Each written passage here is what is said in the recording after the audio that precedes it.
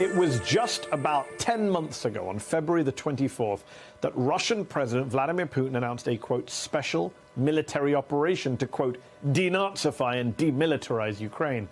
What was, in fact, a massive, brutal, illegal invasion by a nuclear great power against its much smaller neighbor.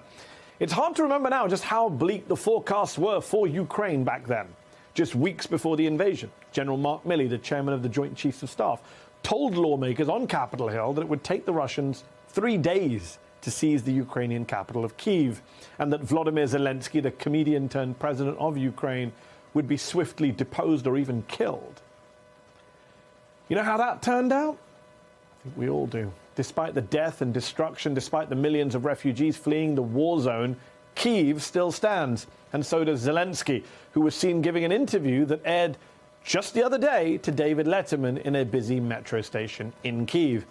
This is the big story of 2022, that Ukraine is not just surviving, but by many accounts, it is winning. Last month, an analysis by the New York Times found that Ukraine had recovered 54%, more than half of the land captured by Russia since the war began. Both the British and the US military now say more than 100,000 Russian troops have died, been injured or deserted in the fighting, a phenomenal number.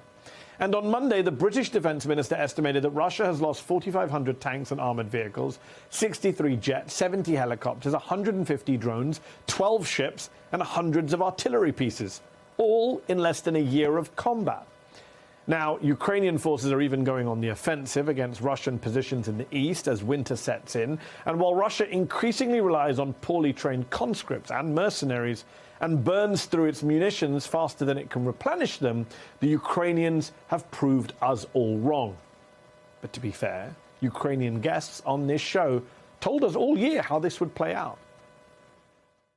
So we stop him here on our territory, and we destroy Russian forces here. And we've been doing that effectively, by the way. If somebody wishes you death, there's only so far that you can run before you have to face them. So why not face them at home? And we're Ukrainians like that. I mean, if there's a threat, you won't see our back, you'll see our face. The mood in Ukraine right now is absolutely fantastic. People not only have hope that we will regain all our territories, people know it.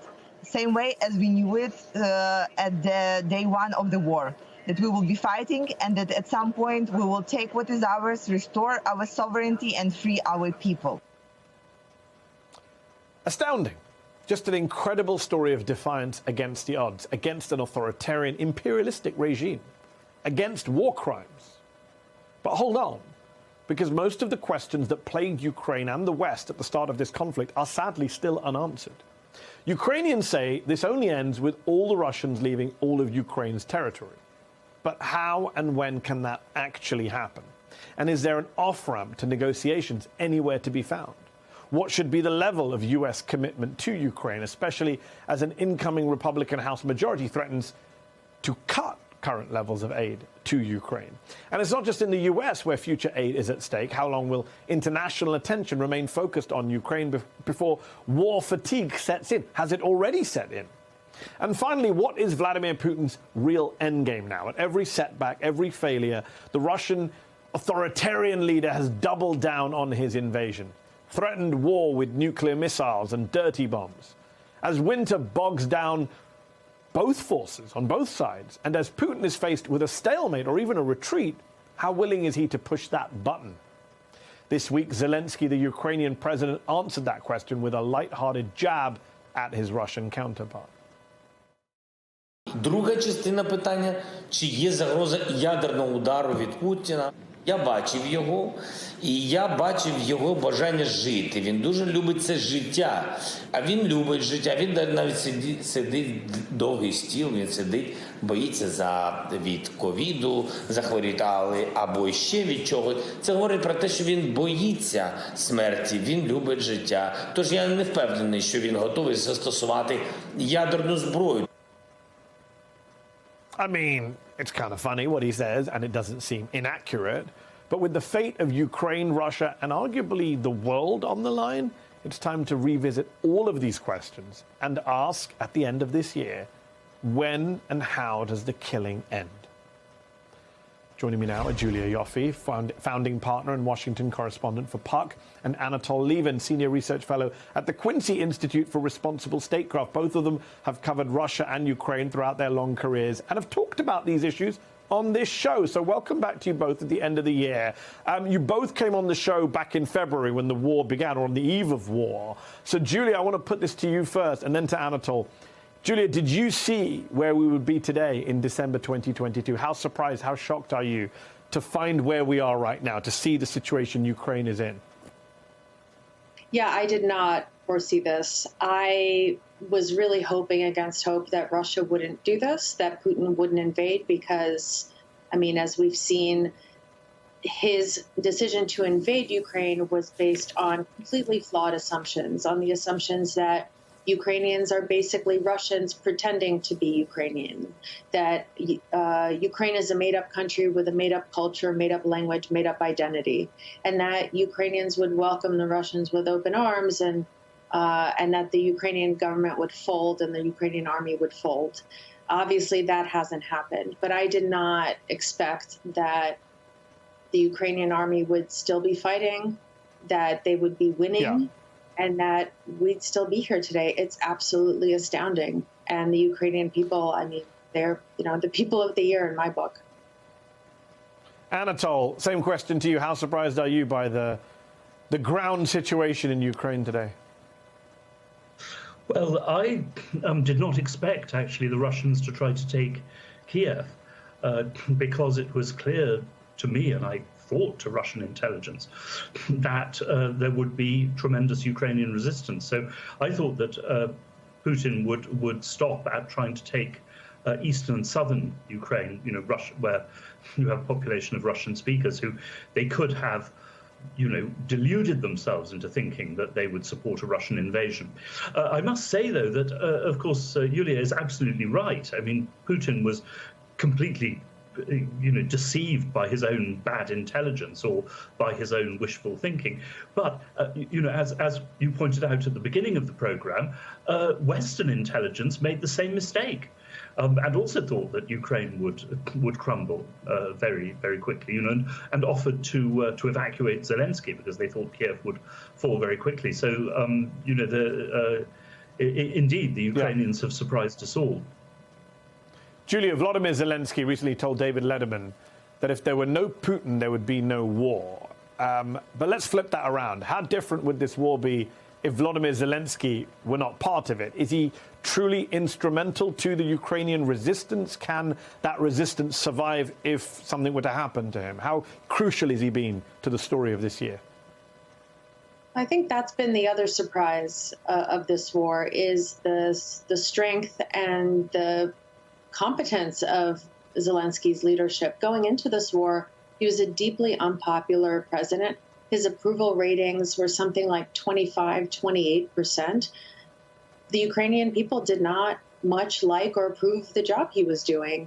And when the war came, it turned out that the things that made him a good showman, his communication skills, his ability to get people to pay attention to him and convince them of what he was saying, proved instrumental. I do think, though, that given the egregiousness of the Russian attack, that pretty much any competent leader who stayed, who rallied his people, especially at this point, would probably do a halfway decent job, because I think so much of it is the Ukrainian people who are doing this. I think he's done a tremendous job of rallying people and keeping them united.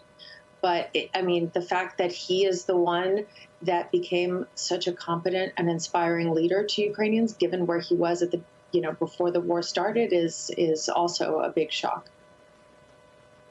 Anatol, you mentioned the failures of Russian intelligence and Western intelligence. What about the failures of, I don't know what to call it, geopolitical analysis? Because some, and I'm including you here, and feel free to push back, and me to an extent, probably not as far as you, but the discussions about the role of NATO in provoking this war in terms of NATO expansion and Russian grievance, that kind of disappeared very early on when Russians in the Kremlin, Putin himself, Russians in parliament, Russians on state TV to this very day, making it very clear this is less about NATO and much more about Russian imperialism, wiping Ukraine off the map. I mean, they say it all the time. They've said it all year long. Hang on. I mean, the two are not mutually exclusive. I mean, obviously, Russia, has wished for a sphere of influence over Ukraine.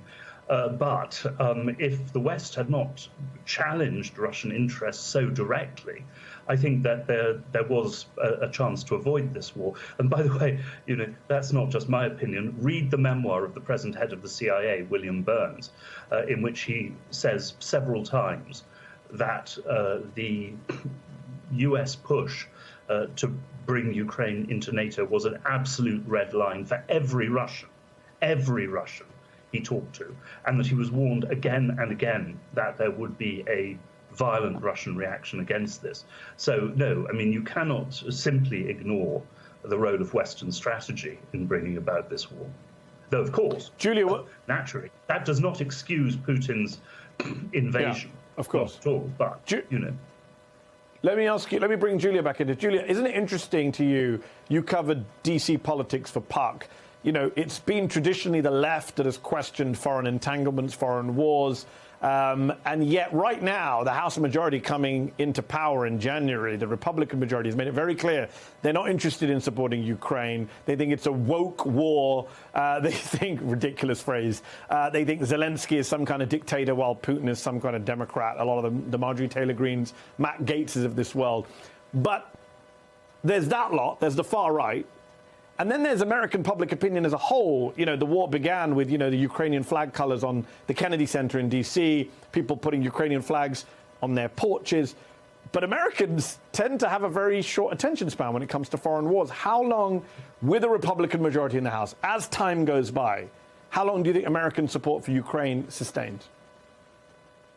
Well, I think isolationism is a very American feature of both the left and the right. Of course, you're seeing it much more on the right now with the MAGA movement.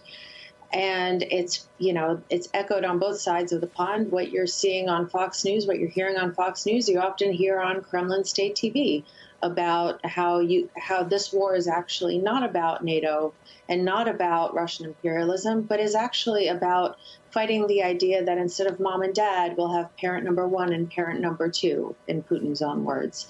But I actually think that because Americans generally support this war, and actually because of their short attention spans, that support for Ukraine, given the direct military spending, is actually going to be pretty much okay, given the mainstream of both political parties.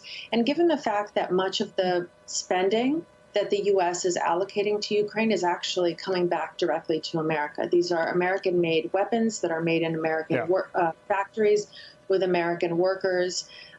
This is creating jobs back in the U.S., some of them in the red estates. For example, Javelins are made in Troy, Alabama, which is a county that Trump carried by 20 points in 2020.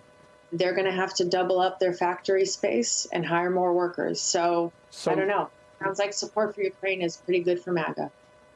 It's interesting because the polls show that Americans support Ukraine overwhelmingly still, but the polls also show that Americans also support the idea of a diplomatic settlement, which has been controversial this year when some in the Democratic Party have raised it. Anatol, last word to you. You recently co-authored a paper warning that Russia's losses in Ukraine are a catastrophic success for the West. Explain that briefly, but also explain to me how you see any kind of diplomatic negotiations, given as you yourself conceded, Putin's behaved outrageously and has deluded himself at many times. Well, I have always supported military aid and economic aid to Ukraine in this war. But that does not exclude, in the end, the possibility of a negotiated settlement. After all, as President Biden has said, as even Zelensky said earlier in the war, most wars end with a negotiated settlement. It's just, the question of along what lines. I do think from this point of view, it's worth remembering that the most important issue has been settled due to the tremendous courage of the Ukrainian armed forces, the solidarity of the Ukrainian people with Western support. The point is that, the question at the beginning was indeed, would Ukraine survive as a truly independent state, or would it once again become a satellite of Russia? And then the second question, would Ukraine lose perhaps a third or half its territory to Russia. Now, both of those have been settled. This simply is not going to happen because of Russian defeats. So what we are now talking about is actually fairly small areas of territory in eastern and southern Ukraine, some of which were previously part of Russia in the case of Crimea, others of which have been held by Russia since 2014. Now that, to me, raises the possibility eventually of an agreement that does not actually betray Ukraine.